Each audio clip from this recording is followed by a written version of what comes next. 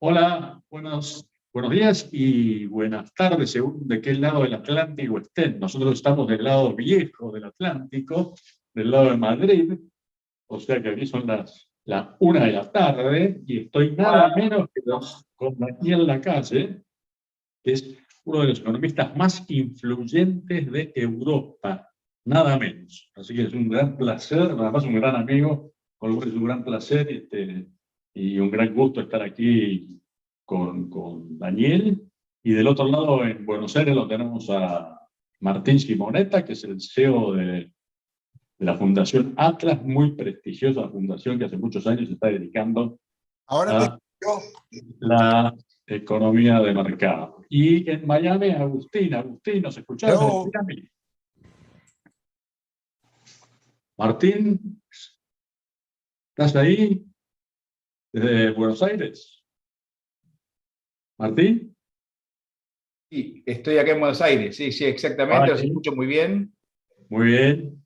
¿Cómo estamos? Estamos Acá Estoy en estamos en Buenos Aires en otoño. estos momentos. Ujú. ¿Cómo está? Acá estamos en otoño, un día lluvioso en Madrid de otoño. ¿Y Buenos Aires? Bueno, casi todo lo contrario, digamos. Bien. Día soleado, mucho calor desde la mañana, Bueno, día terriblemente sesgado por lo futbolístico, como se imaginarán. claro. Así Sí, que bueno. un día bien típico de esta época y de esta zona Además, en estos fiesta, momentos. fiesta en Buenos Aires, no se trabaja. Acá en España estamos confiando en Argentina, porque mejor no hablar del tema futbolístico en España. Oye, Agustín, Miami, ¿cómo está? ¿Nos escuchas, Agustín? Bueno, parece que Agustín tiene problemas de conexión. Bueno, vamos a empezar nosotros entonces. Daniel, cuéntanos un poquito cómo ves el panorama económico del mundo, tú que estás aquí en Europa y tienes una visión más global de la economía. ¿Cómo ves? ¿Cómo es la economía global? Bueno, muchísimas gracias por invitarme a esta charla con grandes amigos. Lo primero que yo creo que debemos decir del panorama global es que nos encontramos con la resaca de los estímulos, ¿no? Claro. Estamos en una ralentización global muy fuerte, muy importante. El riesgo de estancamiento con elevada inflación es significativo y vivimos, bueno, pues después de haber aumentado la masa monetaria en los países desarrollados más del 25% en el año 2020, pues la resaca de esos estímulos que no han generado ningún tipo de multiplicador fiscal. Todo se le echa la culpa a la guerra de Ucrania, Claro. pero fíjate que curiosamente, para todos los que echan de la culpa a la guerra de Ucrania y todos los problemas, el petróleo ya está en negativo en lo que va de año, los cereales también, los precios de los cereales también han bajado, ahí están en negativo, el cobre, el aluminio, por lo tanto, pues no podemos hablar de esa ralentización solamente por un factor, sino que tenemos que pues, darnos cuenta de que nos encontramos en un entorno de muy pobre crecimiento. El año que viene, incluso con la reapertura de China, no podemos esperar grandes maravillas. La eurozona probablemente entre en recesión. Estados Unidos probablemente esquive la recesión. Pero estamos hablando de crecimientos muy pobres, muy pobres, con mucha deuda y lo peor, con una inflación que no acaba de reducirse como debería. Claro, ¿y cómo se explica esto de que hay mucha inflación y los precios están en negativo, ¿no? Claro. Bueno, porque la inflación no es solamente los precios de la energía. Claro, lo que hemos vivido ha sido la destrucción del poder adquisitivo de muchísimas monedas. Entonces, los precios no suben todos a la vez para la misma cantidad de dinero. No le tengo que explicar a nuestros amigos de Argentina eso, sino que lo que está ocurriendo es que la elevadísima cantidad de dinero ha hecho que el poder adquisitivo de la moneda, del euro, del dólar, etcétera, se reduzca y por eso la inflación subyacente, excluyendo el precio de la energía y de los alimentos, continúa a niveles tan elevados, ¿no? Claro. ¿Y por qué crees tú que Estados Unidos va a esquivar la recesión? Porque de momento lo que está sorprendiendo de Estados Unidos es lo bien que está reaccionando el consumo. Vale. Y yo creo que esa es la gran sorpresa positiva de la economía norteamericana, que el consumo, que debería haberse desplomado con la subida de los precios, no lo está haciendo tan mal. Por lo tanto, yo creo que ese factor es positivo. Y luego el segundo es que a Estados Unidos le ha supuesto un estímulo escondido la ralentización de China y también el hecho de que produce su propio, bueno, es prácticamente independiente en producción de petróleo y de gas. Petróleo, que de hecho el Texas está más barato que Sí, el Brent, ¿no? el Texas está ya cayendo un 4% en lo que va de año, Claro. y el Brent un 1%. Claro. Eso demuestra que la producción de Estados Unidos es mucho más elevada, Sí. y luego Estados Unidos también se está beneficiando de exportar mucho más gas natural licuado hacia Europa. Claro. Sí, bueno, los políticos, como siempre, tienen que encontrar un chivo expiatorio, y el chivo expiatorio ahora es la guerra con Ucrania. Eso es. Pero en rigor, la guerra con Ucrania, en todo caso, el bajón económico no parte de la guerra, sino de las sanciones que los propios europeos han aplicado en la excusa de la guerra, ¿verdad? Claro, unas sanciones, o sea, Que han perjudicado a la misma Europa. O sea, que han funcionado como un efecto boomerang. Claro. Porque, claro, yo cuando se lanzaron las sanciones dije, bueno, un momento, se habrá estudiado el efecto negativo sobre Europa de estas sanciones, ¿no? Y yo creo que se impusieron sin tener un análisis serio de cuál era el efecto negativo sobre la economía europea de las sanciones. Y yo creo que claramente en la parte energética, por la parte del gas, claramente ha tenido un impacto muy negativo. Se han puesto unas sanciones sin tener una alternativa clara al gas ruso. Y por lo tanto, pues efectivamente el impacto en la economía rusa ha sido muy fuerte, pero también en la economía europea.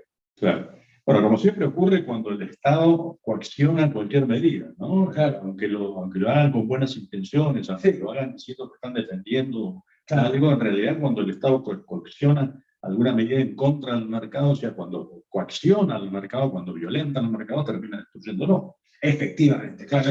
Es que todo esto, el infierno está lleno de buenas intenciones, ¿no? Entonces, ¿qué es lo que pasa? Pues que los estados toman medidas intervencionistas que, en vez de funcionar para reducir la tensión y fortalecer la economía, lo que hacen es que aumentan la tensión y empeoran la economía. Claro. Pero fíjate, por ejemplo, el caso de Europa, en el caso, ¿cuál hubiera sido la mejor manera si lo que de verdad querían era reducir la dependencia del gas ruso?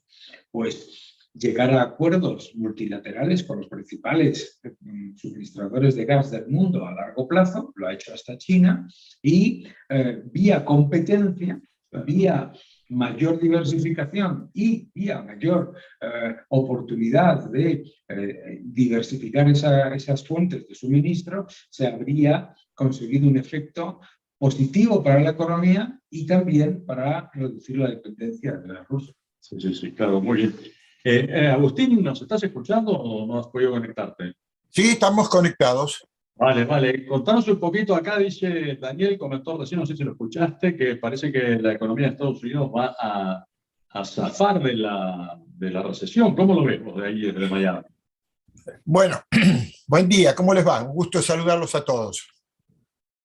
Bueno, de acuerdo a las perspectivas económicas que se manejan aquí, estamos en un interregno, ¿no? ¿Cuál es la mayor amenaza? ¿La inflación o la recesión?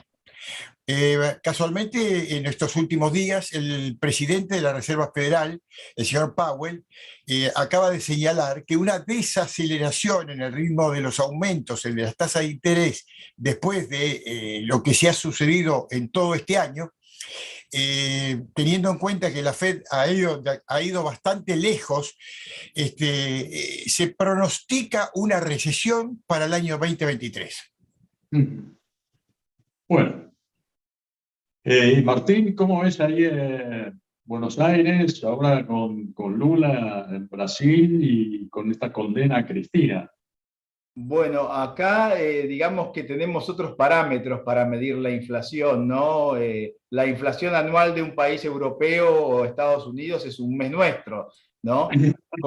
Con lo cual, digamos, ya estamos, digamos, bastante... Y no sé si no te quedas corto. Eso te iba a decir, eso Sí. estaba pensando, sí, sí. Sí, sí, tal cual, tal cual, tal cual.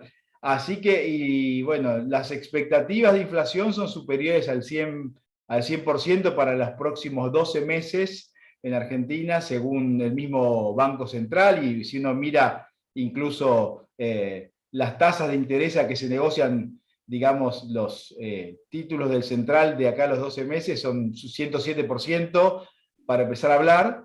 Y en el contexto mundialista tenemos que decir que Argentina ya es campeón mundial, pero es campeón mundial en inflación, ¿no? Porque si tomamos los 32 países que están jugando, que jugaron la Copa ya, porque ya hay algunos eliminados, Argentina tiene hoy 88% anual de inflación.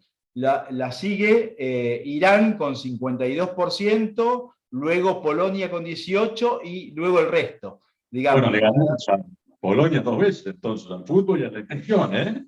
Claro, claro. Así que, bueno, por eso que, digamos, para ponerlo en ese contexto mundialista de lo que estamos viviendo, y en este contexto, Argentina por el momento no ve un horizonte para reducir esta expectativa inflacionaria. Como ustedes sabrán, los problemas políticos están por encima de los económicos y no es prioridad resolver para los políticos la cuestión económica.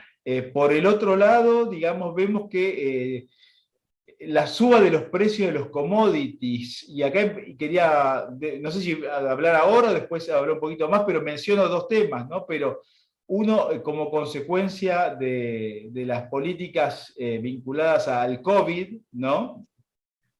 Los precios de los commodities han subido y Argentina, como país no bananero sino sojero, hoy más o menos 1 de cada 3 dólares que Argentina exporta depende del complejo sojero, y más del 50% depende de las materias primas. Tiene, digamos, un viento de cola, o sea, Argentina está mal en un contexto bastante bueno para la Argentina, ¿no? Si uno mira la Primera Guerra Mundial, la Segunda Guerra Mundial, va a ver que lo que es terrible para Europa y los países más involucrados directamente, tiene efectos positivos para los países proveedores de alimentos como Argentina, ¿no? Sin embargo, esto no quiere decir que los capitalicemos, ¿no? Pensemos en el periodo de la Segunda Guerra y lo que fue los gobiernos de preguerra en Argentina, Perón, etcétera, ¿no? Así que a veces cuando los precios de los commodities son buenos, no significa que la economía de un país gobernado por regímenes populistas se vea favorecida. Totalmente. Sí, no, además se producen cosas insólitas como que escasean. Vox Populi en Argentina que escasean los dólares. En rigor no escasean nada los dólares. El mercado está perfectamente abastecido de dólares. El mercado blue, como se llama ahí, está perfectamente abastecido de dólares. Quien quiere comprar, compra dólares y quien quiere vender, vende. Pero vamos, ha hecho Vox Populi que escasean los dólares porque al Banco Central le escasean los dólares.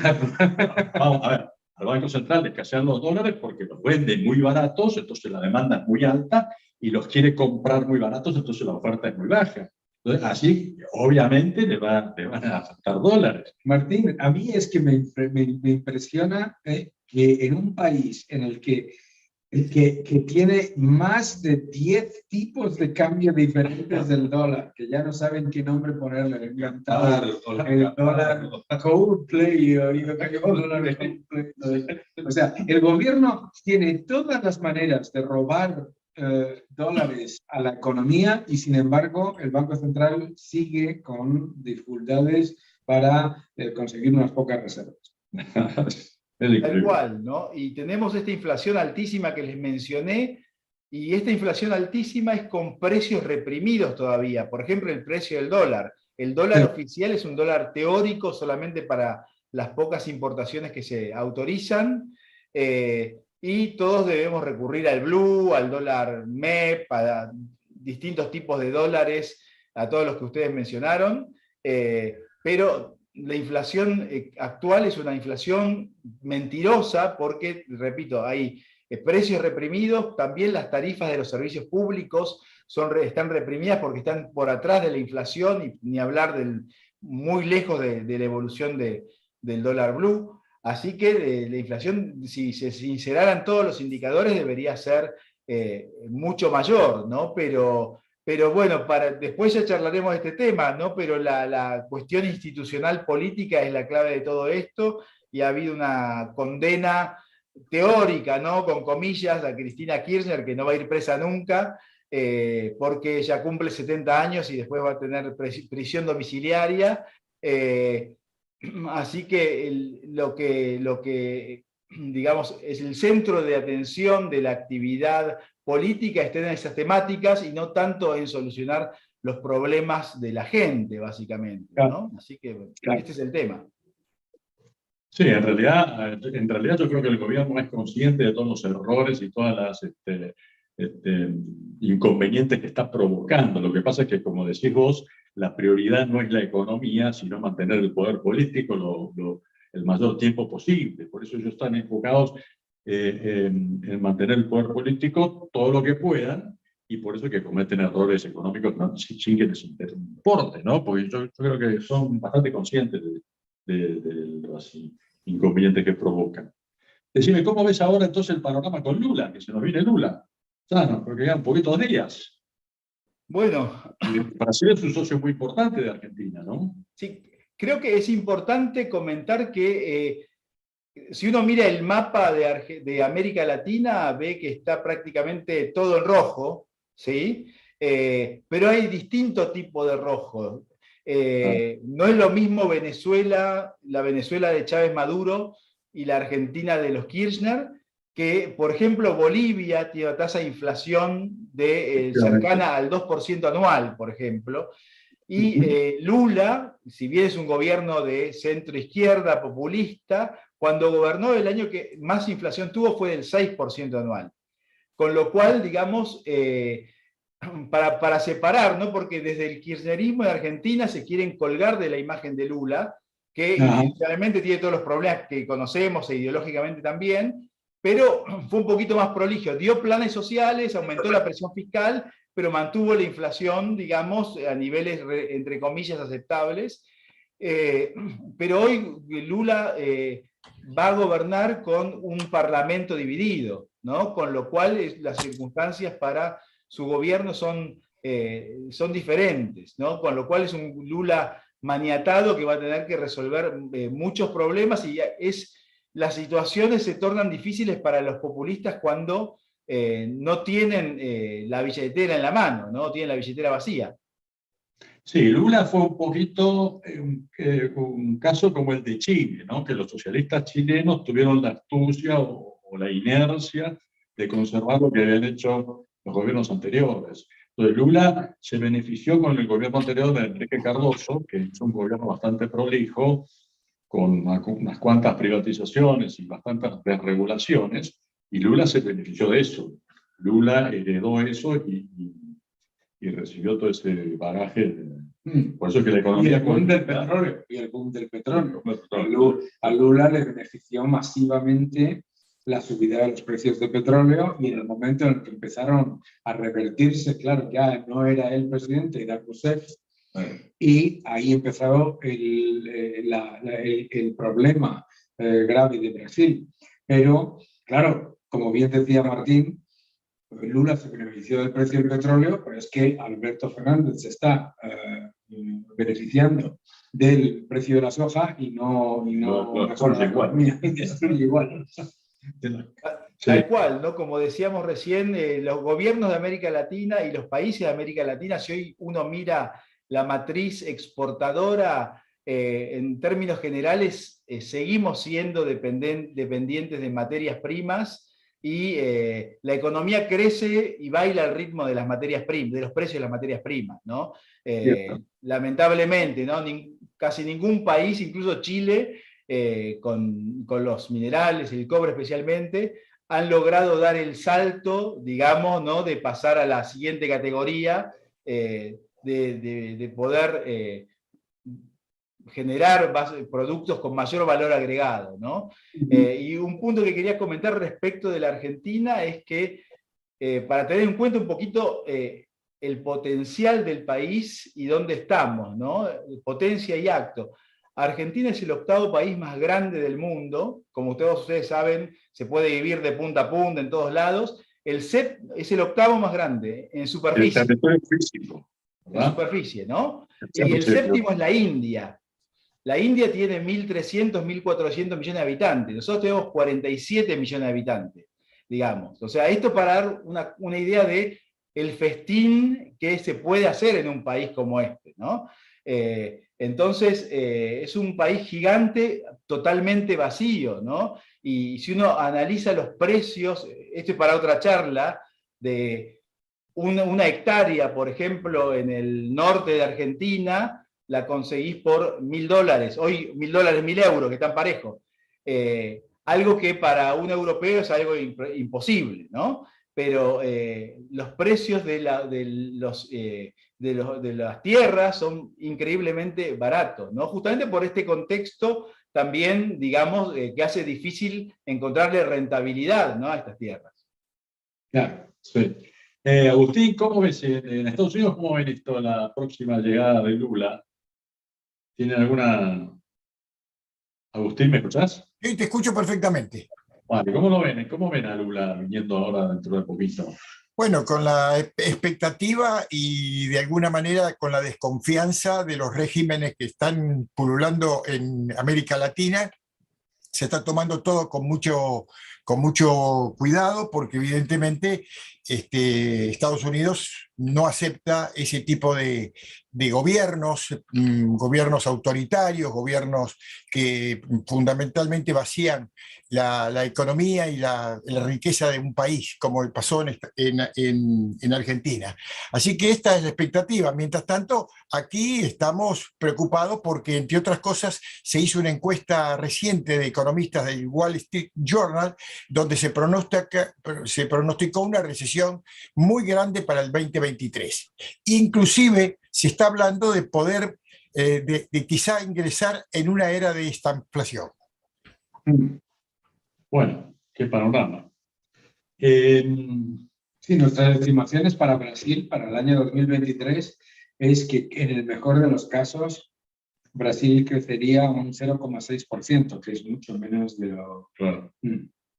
Sí, por eso hay que ver también qué tipo de gobierno hace Lula, ¿no? Porque si bien, como digo, el gobierno anterior respetó un poquito las políticas anteriores de Enrique Cardoso, que eran bastante supermercados, vamos a ver cómo viene ahora, ¿no? Porque no sé cómo lo veis vosotros. ¿Vosotros pensáis que hay la posibilidad de que ocurra un poco como ha ocurrido en Chile con Boric, que tenga que tomar una alternativa un poquito más moderada? Bueno, como les comentaba recién, el hecho de que las elecciones parlamentarias y la segunda vuelta en Brasil se hayan dado en instancias distintas, genera un parlamento dividido, ¿no? En Brasil, con lo cual el Lula que va a gobernar es un Lula maniatado, ¿no? Maniatado, que no va a poder hacer lo que quiera, ¿no? No es el mismo Lula con términos de su caudal político en su primera tanda de gobierno que el actual.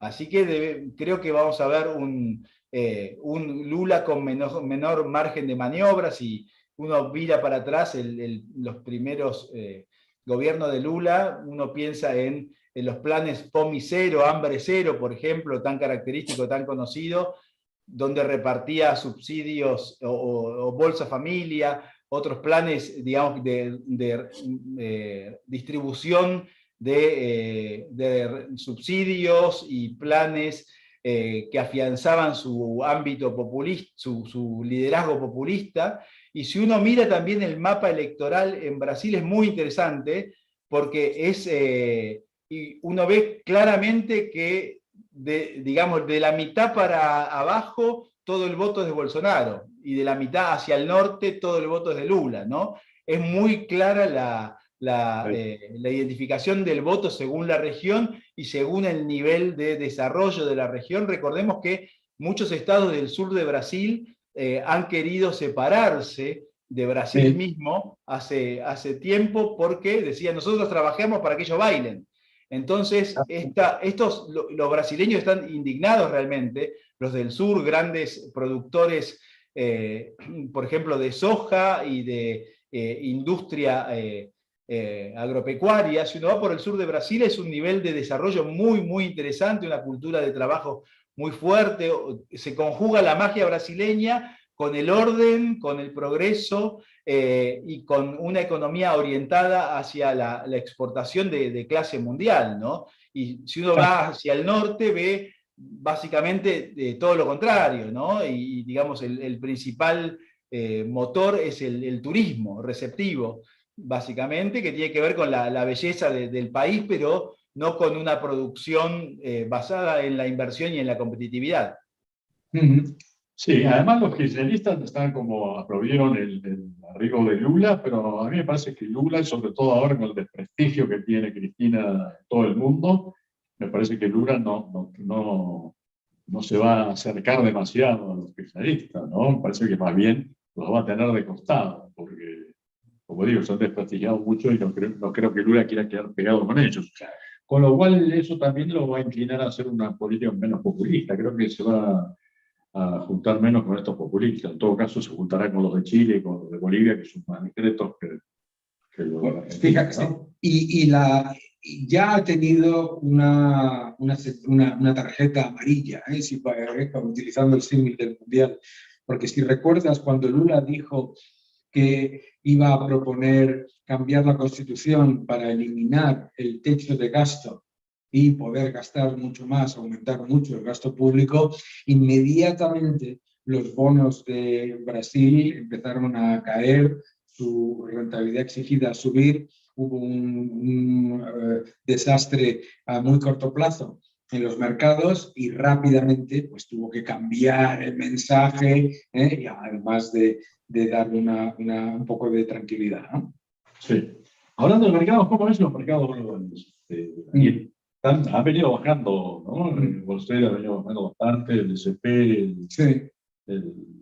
Nosotros, este año ha sido un año en el que los mercados han estado fundamentalmente impactados por la subida de tasas. La subida de tasas ha sido muy fuerte y muy rápida, y la subida de tasas ha llevado a que sea el primer año en décadas en el que los bonos y las acciones caen a la vez. Claro. Entonces, nosotros creemos que el año 2023 será un año un poco mejor porque la subida de tasas ya está descontada. El mercado ha pasado de una época que probablemente recordaréis los que nos estáis viendo, en el que mucha gente decía, bueno, la Reserva Federal dice que va a subir las tasas, pero no lo va a hacer tanto. Y luego ha ocurrido lo contrario, por lo menos ahora ya, y el mercado es un mercado de, digamos, expectativas, ya las expectativas incorporan esas subidas de tasas. ¿Cuál es el gran reto del año que viene? La reducción del balance de los bancos centrales. Los bancos centrales no han reducido su balance este año más que por el efecto precio, y reducirlo después de haberlo aumentado hasta 20 billones de dólares, como ocurrió en el año 2020, va a ser muy complicado. Entonces, yo creo que esa es la parte que es un territorio desconocido, porque llevamos 2 décadas en la que los mercados están acostumbrados exclusivamente a políticas expansionistas, y sería el primer año de política exclusivamente contractiva. Por lo tanto, lo que creemos es que va a ser un año mejor que el del año 2022 por la subida de tasas ya descontada, pero con mayor volatilidad por la reducción del balance de los bancos centrales. Irónicamente, el Merval, la sección de la Bolsa de Buenos Aires, ha sido la mejor inversión en Argentina. Eso es. Ha subido muy fuerte. Además, si lo has hecho, te ha dado la posibilidad de combatir la inflación. La bolsa de Brasil lo ha hecho muy bien porque, uno, el real brasileño es una de las pocas monedas de Latinoamérica que se ha revalorizado con respecto al dólar en un año en el que el dólar ha subido mucho. Y dos, porque obviamente el Merval depende muchísimo del precio del petróleo y el precio del petróleo ha subido mucho en la primera parte, pero claro, el precio del petróleo está cayendo, así que cuidado con las apuestas, digamos, a largo plazo que no funcionan siempre, ¿no? ¿Y la ralentización de China, cómo la ves? Porque hoy en día es un mercado muy fuerte en el mundo, ¿no? Hombre, la ralentización de China, ojo, la ralentización de China está funcionando como un estímulo para los estados de los mercados desarrollados, porque si China ahora estuviese creciendo al 6%, el petróleo no estaría a 75, el cobre no estaría cayendo el aluminio, ¿no? Entonces, está funcionando como un estímulo. Y, claro, por un lado tienes la política del cero COVID, que está el 25% del Producto Interior Bruto de China, está en cierre forzoso. Y por otro lado, ojo, la más importante, que es el pinchazo de la burbuja inmobiliaria de China. Es mucho más importante que el problema del cero COVID. Y eso probablemente tenga ramificaciones de más largo plazo, porque todos conocemos lo complicado que es salir de una burbuja inmobiliaria, sobre todo del tamaño de la China. La burbuja inmobiliaria china aproximadamente pesaba casi un 30% del Producto Interior Bruto del país, ¿no? Directamente. Entonces, yo creo que hay que monitorizar esa parada de la economía china, pero no olvidar que en cuanto reabran, el impacto sobre el cobre, sobre el petróleo, sobre el gas, sobre el carbón, etcétera, puede ser inflacionista, ¿no? Sí, sí, sí, sí. ¿Cómo está, Agustín, cómo está la guerra con China? Porque me acuerdo que con Trump la guerra con China era importante, ¿no? Bueno, está complicada, pero China se está poniendo un poco más en línea, ¿no? No está tan agresivo como se había empezado a suponer que iba a haber una guerra más frontal. En principio podemos decir que hay una cierta moderación porque los números de alguna manera ayudan a ese escenario. Ah, bueno, bien. Y contanos un poquito sobre Argentina. ¿Cuál es el futuro para Martín? Sí. ¿Qué perspectivas hay para el año que viene? Con las elecciones y demás.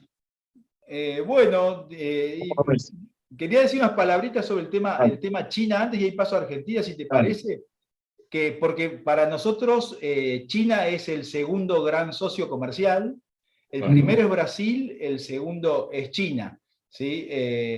Con lo cual, digamos, de lo que suceda en estos dos países depende un poco la suerte de nuestras exportaciones y nuestra economía. Y en el caso de China y el tema, y Rusia, digamos, es importante tener en cuenta que son dos de las grandes estrellas de los BRICS, ¿no? Rusia y China, y en estos tiempos estamos viendo la rebelión de dos de los BRICS, ¿no? Las señaladas estrellas, ¿no?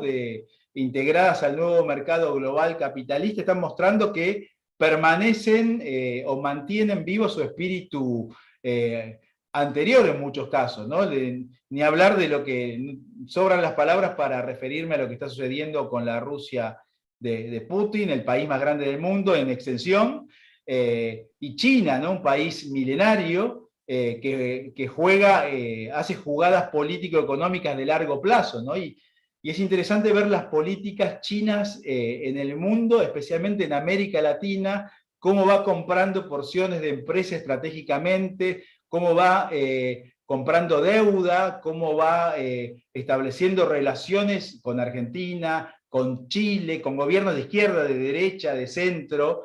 O sea, el dinero no tiene ideología, ¿no? Y va posicionándose lentamente en América Latina, construyendo esta red, digamos, planetaria que China ve en su horizonte de largo plazo, que realmente es de larguísimo plazo en términos de Occidente. Para nosotros el futuro es dentro de 5 años, ¿no? Para China el futuro es en 500 años o más, tal vez, digamos, ¿no? O sea que, pero y el gobierno chino y el gobierno ruso son economías de mercado, en parte, ¿no? Pero, digamos, no tienen nada de institucionalidad, ¿no? Con lo cual son casos distintos, no es el conflicto de la Guerra Fría, capitalismo versus socialismo. Es una batalla más compleja, ¿no? Donde hay economías de mercado bastante firmes, bastante reconocibles en muchos ámbitos, pero no hay libertades civiles, no hay libertades políticas, etcétera, ¿no? Con lo cual puede resultar muy engañoso y muy tentador, ¿no? En muchos casos. Así que eso, por un lado, para tener en cuenta respecto de la rebelión de estos dos BRICS, que pueden desafiar en algún sentido algunos aspectos en los que Occidente tenía un liderazgo marcado. A veces pensamos que los países más ricos son los que tienen más poder, ¿no? Y desde el punto de vista geoestratégico, no necesariamente esto es así, ¿no? En Argentina tenemos una expresión que es escupir el asado, ¿no? Es la capacidad que tiene alguien de arruinar todo, digamos, ¿no? Como por ejemplo Rusia. Rusia te cierra el grifo, te cierra la canilla de gas y te paraliza Europa. Entonces, aún siendo un país subdesarrollado, con indicadores de país subdesarrollado, un PBI por habitante inferior al argentino, pero digamos, maneja el grifo de gas, ¿no? Con lo cual, digamos, son países, el caso ruso, un país subdesarrollado, pero con mucha capacidad de daño, ¿sí? Y el caso de China es un país que necesita expandirse, ¿no? Porque pensemos que 1 de cada 5 humanos es chino, ¿sí? Y 1 de cada 5 humanos es indio. O sea, solamente 3 de cada 5 humanos no son chinos ni indios, digamos, ¿no? Para poner en contexto. India está más tranquila, pero China, por más allá de las medidas de control de la natalidad y demás, es un país que necesita extender su ámbito de acción, garantizar su alimento, su energía, etc. Y ellos lo ven y lo comprenden así. Algo interesante que yo quería recalcar es que en las últimas semanas, ante los intentos del gobierno chino de restablecer medidas que cercenan la libertad basadas en el COVID, la gente comenzó a reaccionar, lo cual es muy interesante, ¿no? Y no es gratuito reaccionar en China. Sí. ¿Perdón? Sí. No, que digo que efectivamente a mí me llamó la atención que cómo salió la gente a protestar y cómo esas protestas produjeron que el gobierno hiciera un poquito marcha atrás, ¿no? Totalmente, ¿no? Con lo cual hay que mirar el cambio en China, que creo que es muy, muy importante. Sí. Así que bueno, contanos un poquito de Europa, Daniel, cómo está Alemania, que es el motor de Europa, cómo el Brexit, cómo está Inglaterra ahora tras el Brexit. Bueno, yo creo que el Brexit era inevitable, ¿no? Y además, con el cambio y los últimos desarrollos de la política europea, yo creo que es que ya sería todavía más inevitable. La Unión Europea está en una situación muy difícil. No es solamente un problema del precio del gas. No podemos olvidar que antes de la pandemia, Europa ya tenía los precios de la electricidad y los precios del gas más elevados de los países desarrollados. En Alemania, etcétera, y el problema de competitividad es muy fuerte en la Unión Europea, porque, claro, en el precio de la electricidad que paga un consumidor europeo, aproximadamente el 70% son impuestos y costes regulados. En realidad, estamos todo el día hablando de si sube o baja el precio del gas, pero la subida o la bajada del precio del gas no ha dictado la subida de las tarifas de los ciudadanos, sino todo lo contrario. Hemos tenido tarifas crecientes todo el tiempo en el que bajaba el precio del gas antes de la pandemia. Por lo tanto, ese problema se mantiene. Y además se mantiene porque en medio de la mayor crisis energética de su historia, Alemania, que todavía tiene 3 reactores nucleares que podía poner en marcha, simplemente por mantener a toda costa una política equivocada, como ha sido la de cerrar los nucleares, no los pone en marcha. No, o sea, los tienen en stand-by, pero ¿cómo en stand-by? Si tienes la mayor crisis de tu historia, ¿no?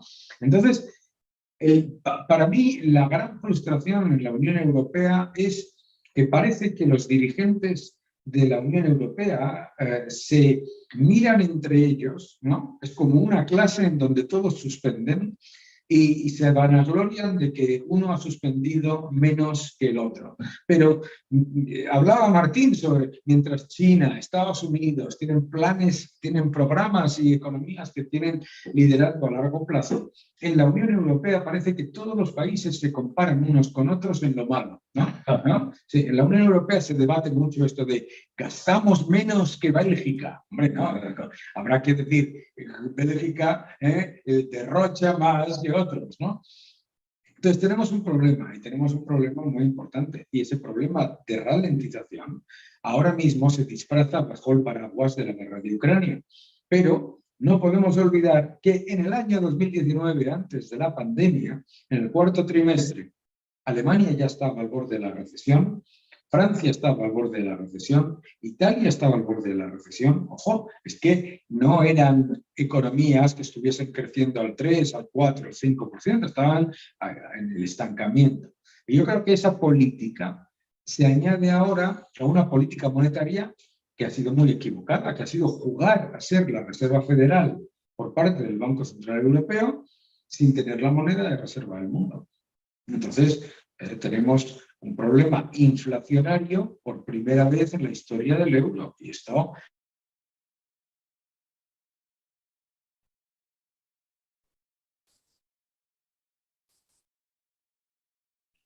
Bueno, creo que se ha congelado la imagen de ustedes, se ha cortado la comunicación allá. Estamos acá con Agustín. Y aquí está complicado, estamos recibiendo muy mal todo lo que está sucediendo allí porque viene con mucho ruido el audio. Sí, en el caso mío se ha congelado se han caído ellos dos, nosotros Sí, sí. seguimos Ahora, aquí. Ahora han vuelto. Sí. Bueno. Pues no sé dónde se ha cortado, pero estaba diciendo básicamente que ahora se añade un problema inflacionario a la eurozona por una política monetaria equivocada, que ha sido el Banco Central Europeo jugando a ser la Reserva Federal sin tener la moneda de reserva del mundo. Sí, un poco de cosquilleo. El nuevo gobierno italiano, Sí, que se está peleando mucho con la Unión Europea. No, y con Francia en particular, con Macron. Bueno, es que esto era inevitable también, ¿no? En Italia, para los que nos están viendo, Italia es un país que ha tenido 60 gobiernos en 62 años, ¿no? Tampoco hay que... Parece a Argentina, vamos a decir. Tiene cierto parecido a Argentina, pero con la diferencia de la inflación, ¿no? Pero yo creo que el gran problema del gobierno, el nuevo gobierno italiano, es el mismo de todos los gobiernos italianos, que es un gobierno con muy poca capacidad de hacer cosas diferentes, y luego pues que está buscando la confrontación, como tú bien decías, con Francia como excusa en cierta manera para los problemas. Pero vuelve a poner en énfasis el problema fundamental de la eurozona, que la eurozona tiene una unidad monetaria, pero países con objetivos y políticas completamente diferentes. El gobierno italiano, yo creo que no va a poder hacer ni la 1/10 parte de lo que han dicho que iban a hacer, eso claramente. O sea que para ti entonces el Brexit es una buena idea para Inglaterra, es una buena... No una buena idea, me parece que era inevitable. Claro. Yo he vivido... Pero dirá mejor a Inglaterra con el Brexit que... Ni mejor ni peor. Yo creo que el Brexit ha sido un non-event, que se dice en el mercado, un evento irrelevante, en el sentido de que ni Inglaterra va mejor, ni la eurozona va peor, ni al revés. Claro. Simplemente lo que se ha puesto en claro con el Brexit es el hecho de que los británicos pues, no tienen la misma percepción de pertenecer a un club en el que las decisiones, la inmensa mayoría, se toman a través de comités pues, centralizados, ¿no? Es una economía, las economías anglosajonas son economías creadas de abajo a arriba y las europeas, sobre todo Alemania y Francia, de arriba a abajo. Entonces, yo creo que era inevitable. No creo que el Reino Unido está ya en recesión y sigue con grandes dificultades y va a continuar en recesión por lo menos un trimestre, 2 trimestres, ¿no? Pero eso no se hubiera cambiado por estar dentro de la Unión Europea y desde luego tampoco va a hacer ni que vaya peor ni que vaya mejor. Simplemente era un divorcio inevitable, ¿no? Vale, vale. Bueno, ya se nos está acabando el tiempo, así que tenemos que ir cerrando. A ver, Agustín, gran periodista argentino, radicado en Miami, ¿querés ir cerrando, decir algo para cerrar? ¿Sí? ¿Podemos hacer algún resumen de lo que está sucediendo aquí en la economía con respecto a Estados Unidos concretamente, donde el déficit comercial se amplió en el mes de octubre a 78.200 millones, ajustados estacionalmente, una menor demanda de la energía en bienes de consumo, y hay una brecha comercial en bienes y servicios que evidentemente está ajustándose a la situación que vive el país, ¿no? El país está viviendo situaciones que tienen que ver con energía y bienes de consumo. Mientras tanto, de cualquier manera, se están ajustando todos los detalles, el déficit comercial empieza ya a reducirse, pese a lo que acabo de decir recién, que en el mes de octubre hubo una ampliación del déficit, 78.200 contra los 74.100 que se revisó en el mes de septiembre.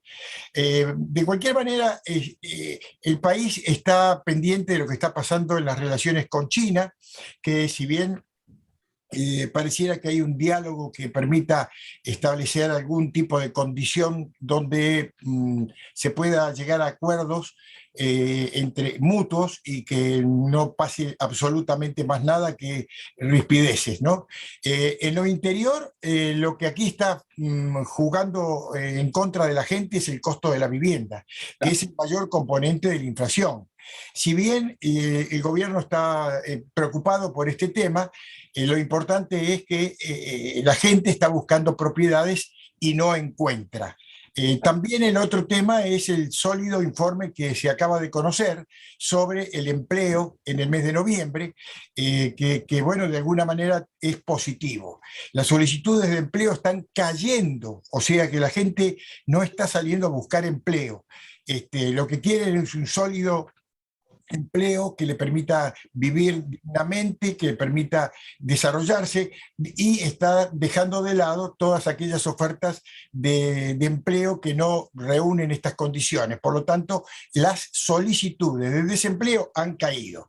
Más o menos una cifra de 16.000 la semana pasada. Esto es un buen dato, a pesar de la desaceleración económica que todavía está pendiente de resolverse. El crecimiento de Estados Unidos el tercer trimestre fue, fíjate qué interesante, ¿no?, el más fuerte de lo que se pensaba anteriormente. Así que bueno, este es un poco el resumen. Acá hay calma chicha, se está viendo lo que está pasando con Rusia y Ucrania para ver cómo impacta esto, la participación de China en este conflicto, y mientras tanto aquí hay una calma chicha esperando el fin de año. Bueno, muchas gracias, Agustín. Nos vemos en la próxima. Martín, ¿qué quieres decir? ¿Algo para cerrar?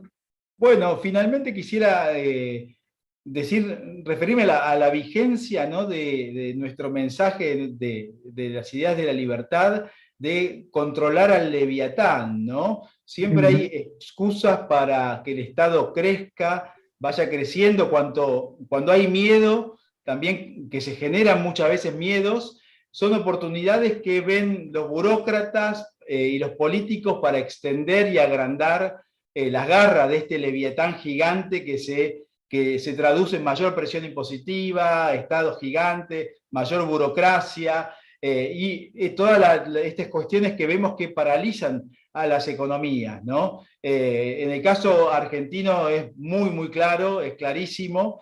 En el caso europeo también el peso de los impuestos y el crecimiento de las burocracias y las normas que ralentizan y dificultan las decisiones económicas, como mencionaba Daniel recién, ¿no? Por eso creo que es importante en este contexto mantener este mensaje, esta llama de la libertad y mostrar, digamos, este mensaje de desburocraticemos, achiquemos, dejemos que la gente decida, que el mercado decida y que estamos en una enorme oportunidad por muchos factores, entre ellos la tecnología, una situación nunca vista antes en la historia de la humanidad de avance tecnológico, para aprovechar y capitalizar este momento que puede ser el mejor momento de la historia de la humanidad en materia de progreso.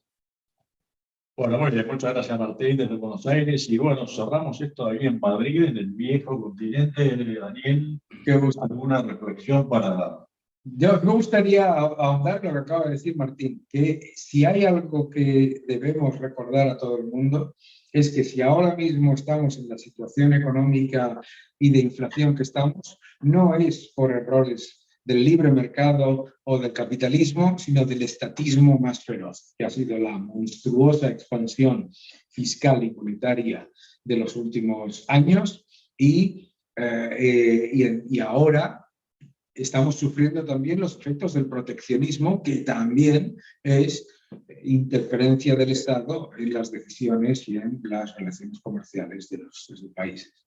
Sí, yo creo que los políticos entienden esto de que cuando el Estado cualquieramente interviene en el mercado, destruye el mercado. Pero creo que los políticos lo entienden, pero no les importa porque a ellos les importa conservar sus no, y sobre todo porque siempre lo puede justificar. El político siempre justifica los errores de exceso de burocracia diciendo que hay que tener más burocracia. Eso siempre, claro. Nunca habrá claro, o sea, piensa lo que hablábamos de Alemania, cómo después de haber cometido el mayor error estratégico de la historia, que es cerrar las nucleares, dicen, no, hemos dicho que no pasa nada, ¿eh? Los políticos nunca se equivocan, siempre se equivoca el resto del mundo, ¿no?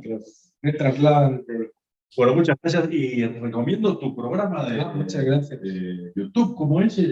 No se lo pierdan, todas las semanas, se llama Economics, Economics en YouTube, es un programa semanal en el que hablamos de Latinoamérica, hablamos del mundo y bueno, pues un poco de información económica, ¿no? ¿Y cómo lo buscan? Nada, muy fácil, bueno, es difícil no encontrarme a mí, pero vamos, en YouTube pones Daniel Lacalle, Economics acabado en X, y lo encontráis fácilmente.